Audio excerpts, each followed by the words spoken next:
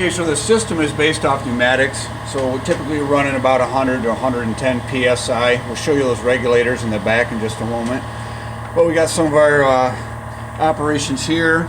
They're all labeled on this table, so we're going to open everything up. As you can see, how this will open and close in a minute. We open it up, and you're going to introduce the mandrel. We have plenty of these. When you get that nice and seated in there, fold her down. Make sure she's closed tight. And then we're going to lock it in place.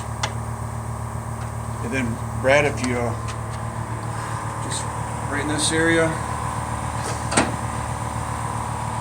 how that slid over down here. You just want to make sure that it extends through. And then this little nipple right here, if that's not through, it's not locked. So just keep that in mind. And then we're going to put tension on the webbing. And that's right here, so if you go ahead and do the webbing there.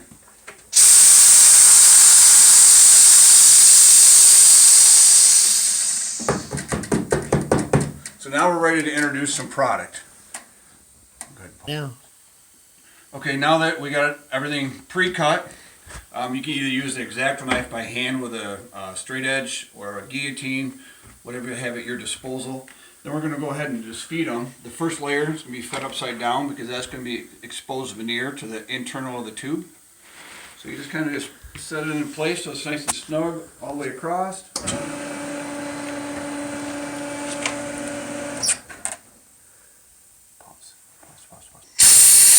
Cut the previous part out and restart from here. Go. Okay, we're going to start feeding the materials after we cut them. There's a foot pedal down here for operation.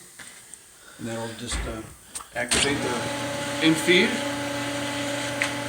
Let that run for a little bit. Then each layer, you just want to make sure you get it inside that crease nice and snug all the way across. We avoid wrinkles.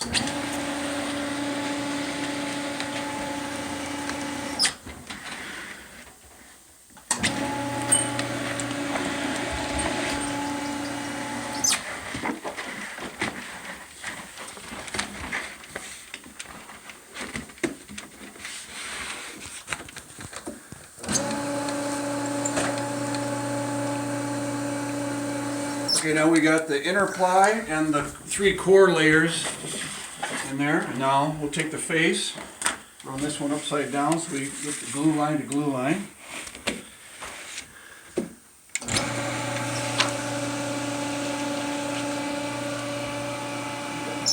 Now we're going to cut some shrink wrap and we'll be right back. Okay, now this is a shrink film, and then basically it just comes supplies on a standard roll. And I get the folded version, so you actually need 2 layers. So just keep it folded, then you got your double strength. Then just go ahead and just apply some standard masking tape to one edge. Get it laid out, get it ready to be drawn into the webbing system. Just give it a little bit of a nudge. Let it roll in with the adhesive exposed upward. So we're just going to reverse our process. We'll go ahead and we'll release the tension off the web. Unlock it.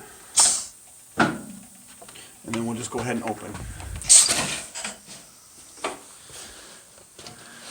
Go ahead and roll out your mandrel. So right now we basically got just all of our raw materials all wrapped up, ready to go. I will go ahead and I'll apply some more tape in just a few increments just to keep everything good and tight during its baking sequence. And once I get that taped up, we'll give you a quick shot of how that looks. And so if I got the taping done, basically we just secure the 2 ends, and then in this case I just put 4 sections of other tape. That just kind of holds everything into place because once we bake this and the shrink film decides to shrink, we want to get as much compression as we can uniformly throughout the whole tube. And we just found that this type of application seems to work just fine for a final product after it's done baking.